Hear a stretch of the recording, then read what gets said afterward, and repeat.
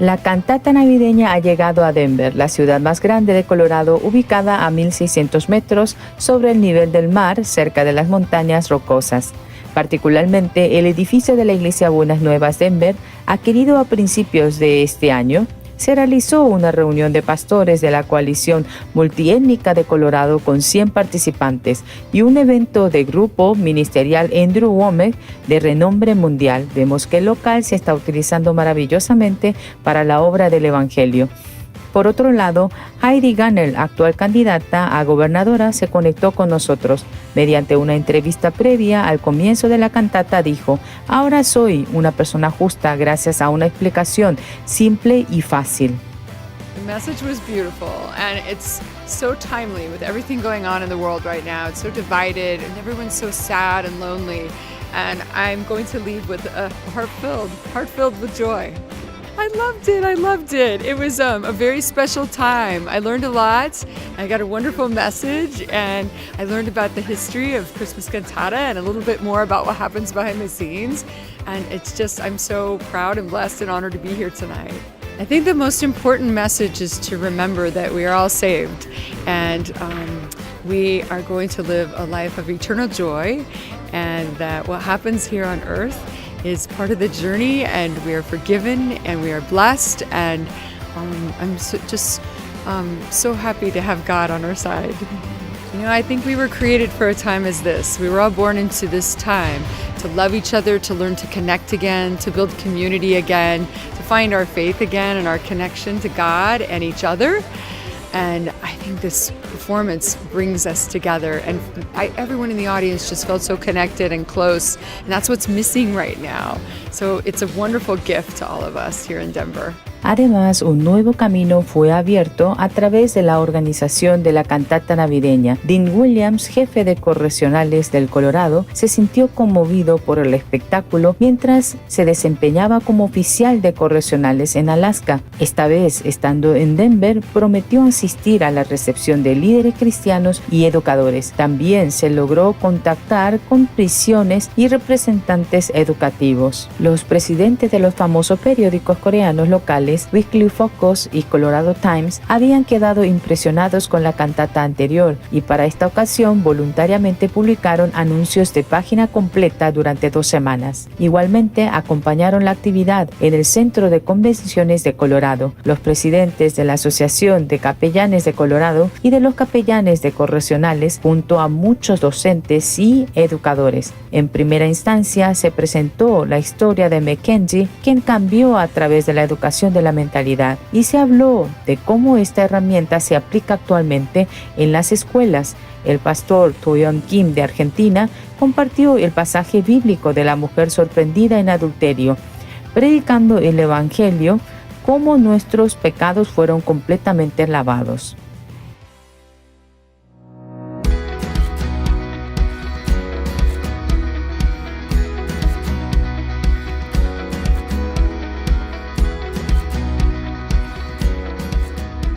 El teatro se llenó tan pronto se habilitó el acceso, siendo la 6ª edición. Muchos ciudadanos de Denver anhelaban ser parte de la cantata.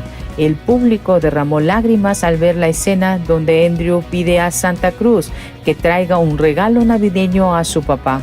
El acto del coro Orquesta Gracias ofreció su música con profundidad, canalizando toda la energía recibida hasta ahora de parte de la gente.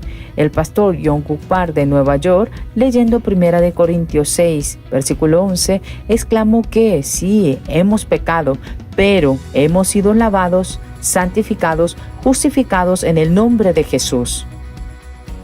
Oh, my favorite part of the show might be a contested time, but I thought the little Santas were so cute. I loved them coming out before the second act. I thought that was so sweet. The sentimental part of Christmas, I loved being in choir growing up, so I loved the choir songs. Yeah, I think what was really cool about the show is you could really tell that all the performers were just not only performing, but they were telling a story greater than themselves, and they were telling it together. I think sometimes in this kind of industry, sometimes people can get super swept up in themselves or their own performance, but you could tell that they were on a team with one another, striving for something greater, and that was really beautiful to see. It's okay to get in the Christmas spirit a few months early. I was a little surprised when we were having a Christmas show in September, but it really did have a message greater than just Christmas, and I thought that was really sweet. So I would tell people in Denver to give it a shot and come and get in the Christmas spirit a little early, because the message is year-round. It's not just for December. My favorite part was the first part where it had the musical about Jesus, and it just gave the Christmas message in a new way that I've never seen, especially when they talk about like the struggle with the shopkeepers and the inns and the Roman soldiers. They just paint like a really accurate context of what it must have been like, and to see that was really impactful for me. Honestly, I'd really have to agree that that was my favorite part too. I guess I've just never really thought of the people that were actually there when Jesus was born. Where were they at? What were they thinking? What were they feeling? What was it like to sit there and have to hope for a Messiah because of where their life was and what it was like for them? Oh yeah, gosh dang, that was crazy. That was crazy. That he got bit by a scorpion, and typically you didn't really expect the pastor to pray and then everything to be okay, but for God to say, that He's going to be your strength, for Him to live that out. And then when he put that on the paper for the doctor, I was like, that is insane, and that's awesome. So I love that, man. That's a good story. Yeah, I think it was really cool because I feel like when you hear stories like that and people's experience of talking to a pastor and they're just like, the pastor is praying, you don't really expect anything. But when you are praying to God, you should be expecting something when that's what you're praying for. And to be able to have him come out and tell his own story and keep going with that was just the most amazing thing, because like, how can you deny that when he's standing right there telling you what happened to him? And it was just really powerful and a really amazing story.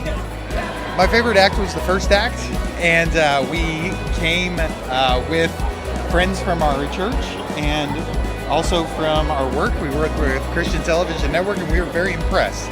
So it was, I think, probably my favorite was the first act, and yeah, but the whole thing was very, very impressive. I liked it a lot. Well, Pastor Daniel actually came to our church and to our station, and we were able to partner with you guys through it all, and we were able to be here with a lot of our church family and our friends, which was great. But I have to say that the God Bless America, it was a prayer, so it was just powerful. That was my favorite part. I thought the testimony was very powerful. I think that when people are speaking from their personal experience like that of what God has done in their lives personally, and it's such a testimony of something that you couldn't explain otherwise apart from what God does. And that's just something that I think that people are going to go home and be thinking about and talking about tonight. So I think it was very good. It was, whenever somebody's giving glory to God, it's a beautiful moment. And the fact that you guys can come here to Colorado, speak to not only Christians but people that are just coming to see the show, they got a little bit of Jesus tonight. So that's the miracle. Merry Christmas! ¡Feliz Navidad! Merry Christmas! Denver está escribiendo una nueva historia de la cantata cada año. Ahora partimos hacia Salt Lake City con la promesa de regresar en 2023.